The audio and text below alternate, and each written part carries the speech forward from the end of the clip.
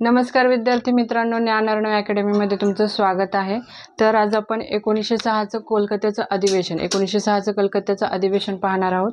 पण हे अधिवेशन पाहण्याच्या पूर्वी आपल्याला हे अधिवेशन भरवण्याची वेळ का आली या प्रश्नाचे उत्तर पाहणं खूप गरजेचं ठरतं। ओके, तर आता हे 1906चं कोलकात्याचं अधिवेशन का भरवलं गेलं असा प्रश्न तुम्हाला विचारला गेला तर त्याचं क्लिअर उत्तर देता आलं पाहिजे। तर त्याच मुद्द्याकडे वळतोय आपण।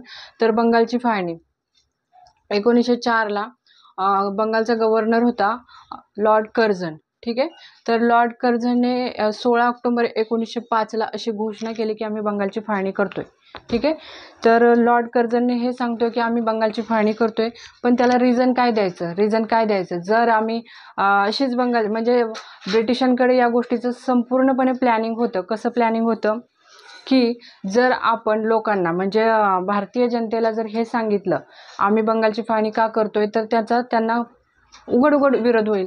त्याच्यामुळे कर्झन या फाळणी करतोय या गोष्टीचं कारण काय देतोय की बंगाल हा प्रशासकीय दृष्टिकोनातून खूप मोठा भूभाग आहे, खूप मोठा प्रदेश आहे।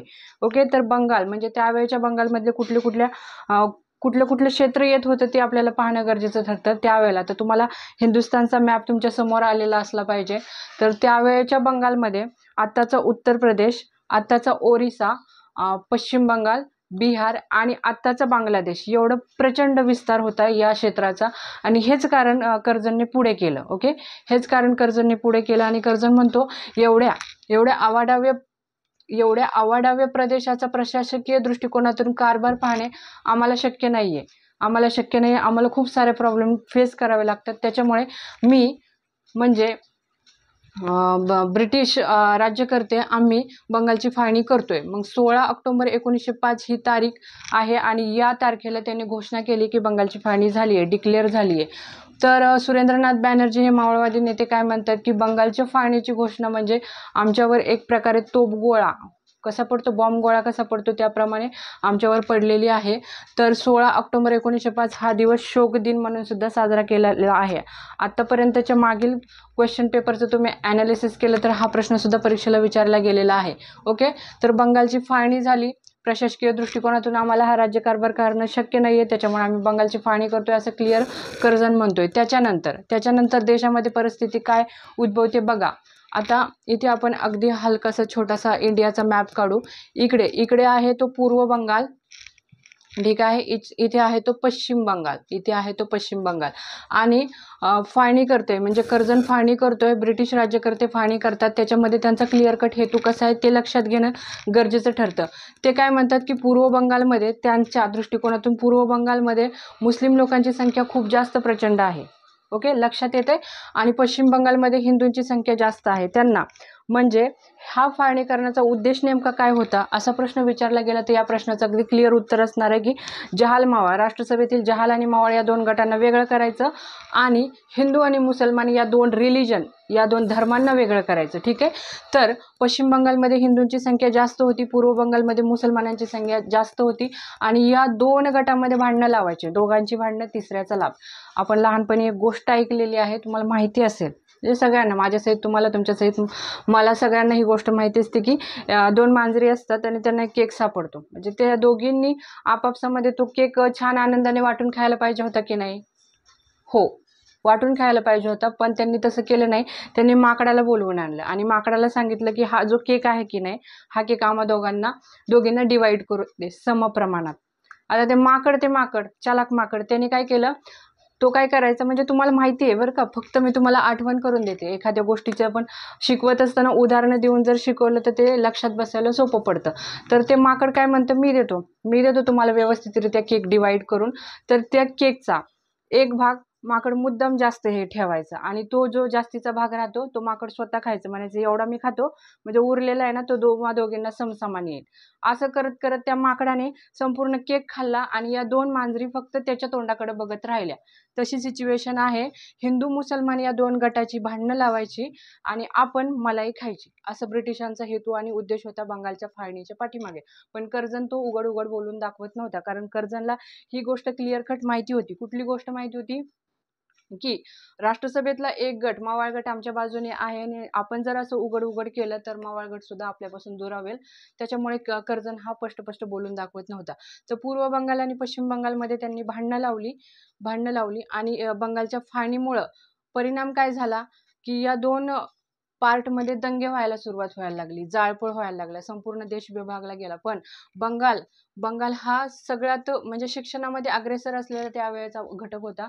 बंगाल हा खूप प्रगल्भ प्रांत होता. तर बंगालमधल्या बंगाली नेते, बंगाली लोक काय म्हणतात, ते मुस्लिम नेत्यांना समजावतात की आपण दोघांनी एकमेकांमध्ये अशी भांडणं करायची काही कारण नाही, आपण एकत्र येऊ आणि या बंगालच्या फाळणीला प्रतिकार करू. Are you getting my point? बंगालच्या फाळणीला प्रतिकार करू आणि यातूनच स्वदेशी चळवळ स्टार्ट होते. स्वदेशी चळवळ स्टार्ट होते ती तारीख आहे 7 ऑगस्ट 1907. ओके, इथपर्यंत मुद्दा लक्षात आल्यानंतर आपण हे पाहूयात की स्वदेशी चळवळीचं स्वरूप नेमकं कसं होतं. तर स्वदेशी चळवळीचं स्वरूप असं होतं की परदेशी माल असतो त्याच्यावर बहिष्कार टाका. ठीक आहे, ब्रिटिश म्हणजे जे परदेशी बनावटीच्या वस्तू आहेत त्या त्यांच्या दुकानातून खरेदी करू नका, त्यांना कुठल्याही सर्व्हिस देऊ नका आणि ब्रिटिश लोकांनी म्हणजे ब्रिटिश सरकारने, भारत सरकारने ज्या काही शाळा, महाविद्यालय, कॉलेज सुरू केलेली त्याच्यामध्ये अजिबात जायचं नाही. हे या स्वदेशी चळवळीच्या कार्यक्रमाचं स्वरूप होतं. यावरून काय झालं आणि महात्मा गांधी काय म्हणतात बघा, महात्मा गांधी काय म्हणतात की अखिल भारतीय स्तरावर बंगालच्या फाळणीनंतर संपूर्ण भारत देश आत्मनिर्भर झालाय आणि संघटित झालाय. या चळवळीचं स्वरूप हे संघटित स्वरूपाचं होतं, एकत्रीकरण होतं आणि संपूर्ण भारताच्या सगळ्या प्रांतामधून या चळवळीला प्रचंड प्रतिसाद मिळालेला आहे आणि एक संघटित स्वरूप ब्रिटिशांच्या लक्षात आलेले, ती म्हणजे ही स्वदेशी चळवळ. या स्वदेशी चळवळीनंतर ब्रिटिश पूर्णपणे बिथरलेले आहेत. पुढे 1911ला त्यांनी बंगालची फाळणी पुन्हा रद्द पण केलेली आहे, तो वेगळा विषय. पण ठीक आहे, आता आपण तूर्त इथपर्यंत आलो. आपल्याला 1906चं कोलकात्याचं अधिवेशन पाहण्याच्या आधी हे दोन मुद्दे पाहणे गरजेचे होतं, कारण याच्याशिवाय आपण पुढे जाऊ शकत नाही. तर वास्तविक पाहता भारताच्या इतिहासामध्ये बंगालची फाळणी हा शिकायला स्वतंत्र वेगळा घटक आहे. त्यावर परीक्षा बऱ्याचदा प्रश्न विचारते. स्वदेशी चळवळ सुद्धा तसंच आहे, वेगळा घटक आहे. पण आजच्या लेक्चरमध्ये 1906चं कोलकात्याचं अधिवेशन समजून घेण्यासाठी ह्या दोन गोष्टी समजून घेतल्याशिवाय आपल्याला पुढे जाता येत नाही. इथपर्यंत मुद्दा लक्षात आल्यानंतर आपण बघूयात की स्वदेशी चळवळीचं स्वरूप असं भीषण होतं, डेंजर होतं. घाबरले, त्यांनी संपूर्ण देश एकसंध झालेला आहे आणि मुंबई प्रांतातून या स्वदेशी चळवळीचं नेतृत्व करायला लोकमान्य टिळक आलेले आहेत. बाकी बंगाल प्रांतातून, पंजाबमधून, वेगवेगळ्या प्रांतातून वेगवेगळे नेते आहेत. पण स्वदेशी चळवळीचं स्वरूप हे संघटित स्वरूप होतं आणि विस्तृत स्वरूप होतं. ठीक आहे, याच्यातून पहिल्यांदा जनतेला या गोष्टीचं काय म्हणतात ज्ञान झालेलं आहे की आपण ब्रिटिश सरकारला प्रतिकार केला पाहिजे. ठीक आहे, तर आता स्वदेशी चळवळ पाहिली आपण. आता काय होते नेमकं बघा. तर 1906चं कोलकात्याचं अधिवेशन, कलकत्ता म्हणायचं त्यावेळेला, नंतर घटना दुरुस्ती होऊन त्याला कोलकाता वगैरे म्हणायला लागले, ते वेगळा पॉईंट आहे. तर 1906चं कलकत्त्याचं अधिवेशन, या अधिवेशनाचे अध्यक्ष आहेत दादाभाई नौरोजी. या अधिवेशनाची तारीख आहे 1906 या वर्षात आहे ते. आणि या अधिवेशनामध्ये बंगाल म्हणजे संपूर्ण भारत देशामधून 1650 प्रतिनिधी आलेले आहेत. दिसते तुम्हाला, संपूर्ण भारत देशातून या अधिवेशनासाठी 1650 प्रतिनिधी आलेले आहेत. आणि बंगाल प्रतिनिधींची सगळ्यात जास्त संख्या बंगाल प्रांतातून आहे. त्या खालोखाल महाराष्ट्राचे प्रतिनिधी आहेत. ठीक आहे, तर बघा कलकत्ता, दादाभाई नौरोजी आपल्या लक्षात. दादाभाई नौरोजी हे एक वरिष्ठ आणि महान व्यक्तिमत्व आहे. तर लक्षात ठेवायला एक साधी आणि सोपी याच्याशी रिलेटेड पॅरलल गोष्ट बघा बरं तुम्ही. 1905ला हे अधिवेशन 1906ला हे अधिवेशन भरले कलकत्त्याचे. या अधिवेशनाचे अध्यक्ष आहेत दादाभाई नौरोजी. दुसरं अधिवेशन 1886ला दुसरं अधिवेशन सुद्धा कलकत्त्यालाच भरलं होतं आणि या अधिवेशनाचे अध्यक्ष सुद्धा होते दादाभाई नौरोजी. त्याच्यानंतर 1893च्या अधिवेशनाचे अध्यक्ष सुद्धा दादाभाई नौरोजी होते. आता या अधिवेशनामध्ये नेमकं काय काय घडलं ते आपण बघणार आहे. या अधिवेशनामध्ये स्वदेशी वस्तूचं प्रदर्शन भरवलं होतं बिकॉज ऑफ स्वदेशी चळवळ, कारण स्वदेशी चळवळ मूळ होतं या अधिवेशनाचं. स्वदेशी वस्तूचं प्रदर्शन भरवलं गेलं होतं. या अधिवेशनामध्ये ठराव भरले. काय काय ठराव भरले तर ते बघा. स्वदेशी चळवळीला राष्ट्रसभेचा संपूर्ण पाठिंबा आहे. म्हणजे राष्ट्रसभेतील जहाल आणि मवाळ गट या दोन्ही गटाचा या स्वदेशी चळवळीला संपूर्ण पाठिंबा आहे. हा पहिला ठराव आहे त्यांचा. त्याच्यानंतर राष्ट्रीय शिक्षण देण्यासाठी राष्ट्रीय पातळीवर प्रयत्न केला पाहिजे, हा दुसरा ठराव आहे. राष्ट्रीय शिक्षण देण्यासाठी राष्ट्रीय पातळीवर प्रयत्न केला पाहिजे. जर आपण इंग्रजी माणसांच्या म्हणजे ब्रिटिश राज्यकर्त्यांनी ज्या काही शाळा महाविद्यालय कॉलेजेस स्थापन केलेली आहेत त्यांच्या शाळेमध्ये जाऊन शिकत बसलो तर आपण फक्त त्यांचे गुलामच राहू आणि ते आपल्याला दुसरं काहीच शिकवणार नाही. टिळक पुढे एका ठिकाणी म्हणतात की ते फक्त हमाल खाते की जे नोकर पुरवतं. ठीक आहे, त्याच्यामुळे अशा शाळांमध्ये जाऊ नका. त्याच्यासाठी आपण वेगवेगळ्या शाळा कॉलेजेस स्वतःचे काढू असं भारतीय लोक म्हणतात. राष्ट्रीय शिक्षण देण्यासाठी राष्ट्रीय पातळीवरून प्रयत्न केला पाहिजे. आता बहिष्कार चळवळ ही कायदेशीर चळवळ करा. या अधिवेशनामधला हा महत्त्वाचा ठराव आहे की बहिष्कार चळवळ ही कायदेशीर चळवळ करा.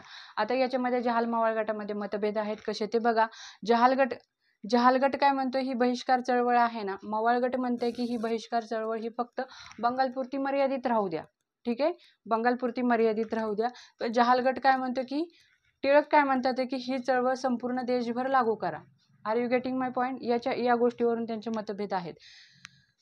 ठीक आहे, आता याच्यानंतर अजून एक मुद्दा आहे की स्वराज्य प्राप्ती. ठीक आहे, तर स्वराज्य प्राप्ती, तर या अधिवेशनामध्ये हा पण एक ठराव आहे की स्वराज्य म्हणजे संपूर्ण स्वातंत्र्य हे आमचं पहिलं आणि शेवटचं उद्दिष्ट आहे असं दोघंही एकमताने म्हणतात. दोघंही म्हणजे कोण? राष्ट्रसभेमधले जहाल आणि मवाळ गट. इथपर्यंत मुद्दा लक्षात आल्यानंतर आता या दोघांच्या या स्वराज्य मागण्याच्या गोष्टीमध्ये तफावत कशी आहे किंवा फरक कसा आहे तो लक्षात घेतला पाहिजे. इथे प्रश्न विचारतो आयोग. तर जहाल गट काय म्हणतो? स्वराज्य म्हणजे संपूर्ण स्वातंत्र्य. Are you getting my point? जहाल गट म्हणतो स्वराज्य म्हणजे संपूर्ण स्वातंत्र्य द्या आम्हाला. तर मवाळ गट काय म्हणतो? स्वराज्य म्हणजे वसाहतीचं स्वराज्य द्या आम्हाला. आता हा वसाहतीचं स्वराज्य हा शब्दप्रयोग त्यांच्याकडून का आला असेल, का येतोय? कारण मवाळ गटाचं असं मत आहे की ब्रिटिशांचं भारतावरती राज्य करणं, राज्य येणं, सत्ता येणं हे म्हणजे एक प्रकारची दैवी कृपा आहे आणि हे ब्रिटिश लोक दर 20 वर्षांनी आपल्याला राजकीय सुधारणेचा एक हप्ता देते. लक्षात घ्या हे पॉईंट. तर 1909 ला मोर्ले मिंटो सुधारणा कायदा आलेला आहे आणि या मवाळ नेत्यांचं नेमस्थांचं स्पष्ट आणि क्लिअर कट मत कसं आहे तर 1906ची सिच्युएशन आहे ही. आणि जर आपण ब्रिटिशांना असं म्हणलं की आम्हाला संपूर्ण स्वातंत्र्यच द्या तर मग ब्रिटिश आपल्याला सहकार्य करणार नाही. ब्रिटिशांचं धोरण काय होतं? तुम्ही आम्हाला सहकार्य करा. म्हणजे मवाळ गटाकडून ब्रिटिशांची अपेक्षा काय होती असा प्रश्न जर कुणी तुम्हाला विचारला तर या प्रश्नाचं क्लिअर उत्तर आहे की मवाळ गटाला ब्रिटिश लोक सांगतात, ब्रिटिश राज्यकर्ते सांगतात की तुम्ही आम्हाला सहकार्य करा तरच आम्ही तुम्हाला सहकार्य करू आणि राजकीय सुधारणेचा नवा हप्ता देऊ. ओके, इथपर्यंत मुद्दा लक्षात आल्यानंतर आपल्याला ह्या दोघांमधला स्वराज्यमधला कन्सेप्ट लक्षात येते की एक म्हणतं स्वराज्य संपूर्ण स्वातंत्र्य पाहिजे, एक म्हणतं वसाहतीचं स्वराज्य पाहिजे.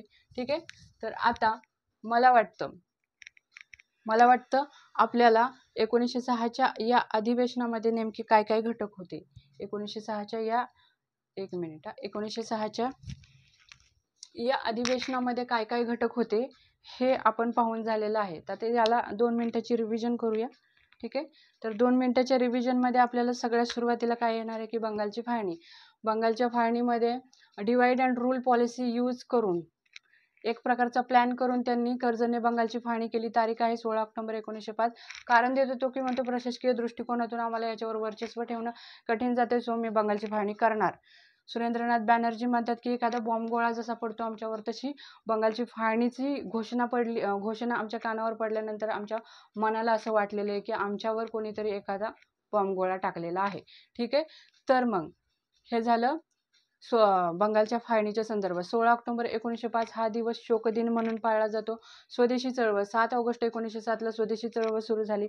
स्वदेशी चळवळ का सुरू झाली असा प्रश्न विचारला गेला तर या प्रश्नाचं अगदी स्पष्ट शब्दामध्ये क्लिअर कट उत्तर असं असणार आहे की या बंगालच्या फाळणीला प्रतिकार करायचा म्हणून स्वदेशी चळवळ सुरू झाली. स्वदेशी चळवळीचा हेतू काय होता की परकीय वस्तूंवर बहिष्कार टाका, परकीय माल घेऊ नका, ब्रिटिशांच्या दुकानामध्ये जाऊ नका, त्यांच्या वस्तू यूज करू नका. म्हणूनच या 1906च्या कोलकाता अधिवेशनाच्या ठरावामध्ये म्हणजे कोलकाता अधिवेशनामध्ये स्वदेशी वस्तूचं प्रदर्शन भरवलं गेलेलं आहे. याच्यावरून आपल्याला या स्वदेशी चळवळीचं महत्त्व लक्षात यायला उशीर लागणार नाही. ओके, तर आता ह्या दोन गोष्टी झाल्या. 1906चं कोलकात्याचं अधिवेशन भरलं. या अधिवेशनाचे अध्यक्ष आहेत दादाभाई नौरोजी. दादाभाई नौरोजींच्या बाबतीत बघायचं गेलं तर दुसरं अधिवेशन 1886चं होतं, ते पण कलकत्त्यालाच भरलं होतं. त्या पण अधिवेशनाचे अध्यक्ष दादाभाई नौरोजी होते. त्याच्यानंतर 1906च्या या अधिवेशनाचे अध्यक्ष पण दादाभाई नौरोजी आहेत. 1893च्या अधिवेशनाचे अध्यक्ष दादाभाई नौरोजी होते. ठीक आहे. तर संपूर्ण भारत देशातून या अधिवेशनासाठी 1650 प्रतिनिधी आले होते. त्याच्यानंतर ठराव काय झाला ते स्वदेशी चळवळ ही राष्ट्रसभेचा संपूर्ण ठराव. याच्यामध्ये ठराव काय काय झाले ते आपण बघूयात की स्वदेशी चळवळीला राष्ट्रसभेचा संपूर्ण पाठिंबा आहे. ठीक आहे. राष्ट्रीय शिक्षण देण्यासाठी राष्ट्रीय पातळीवर प्रयत्न करा. कसे प्रयत्न करा की ब्रिटिशांनी जे शाळा कॉलेज बांधून ठेवले त्याच्यामध्ये जाऊ नका, त्याच्यावर बहिष्कार टाका, आपल्या भारतीय लोकांनी बनवलेल्या शाळा कॉलेजमध्ये जा, असं ते म्हणतात आहे. ठीक आहे. त्याच्यानंतर बहिष्कार चळवळीच्या बाबतीमध्ये बहिष्कार चळवळ ही कायदेशीर चळवळ करा. याच्यामध्ये जहाल आणि मावळ या दोन गटांमध्ये मतभेद आहेत. कसे ते बघा. तर जहाल गट काय म्हणतो की ही चळवळ बहिष्कार चळवळ ही संपूर्ण देशभर लागू करा. मावळ गट म्हणतो ही चळवळ फक्त बंगालपुरती लागू करा. फिरोजशाह मागच्या लेक्चरमध्ये पाहिले आपण की फिरोजशाह मेहता, गोपाळकृष्ण गोखले ही लोक बोलतात की नाही ही चळवळ फक्त बंगालपुरती लागू करा, जास्त काही करू नका तुम्ही. त्याच्यानंतर मग स्वराज्य या गोष्टीचा या कन्सेप्टचा अर्थ दोघांच्या दृष्टिकोनातून वेगळा आहे. जहाल म्हणतं की स्वराज्य म्हणजे संपूर्ण स्वातंत्र्य आणि मावळगट म्हणतं की स्वराज्य म्हणजे वसाहतीचं स्वराज्य. ठीक आहे. वसाहतीचं स्वराज्य हा शब्दप्रयोग त्याच्याकडून का आला, कारण मावळांची नीतीच आहे ब्रिटिशांना सहकार्य केलं तर ते आपल्याला सहकार्य करतील आणि राजकीय सुधारणाचा नवा हप्ता आपल्याला देतील. ओके. इथपर्यंत मुद्दा लक्षात आल्यानंतर आपल्याला पाहिजे त्या गोष्टी सगळ्या आपण शिकून घेतलेल्या आहेत. यामध्ये प्रतिनिधींची संख्या 1650 होती. ठीक आहे. आणि परीक्षेला यावर प्रश्न विचारले गेलेले आहेत. तुम्हाला मी पुन्हा सांगितलेले आहेत. तर आजच्या पुरतं एवढंच. आज आपण इथे थांबूयात. ओके.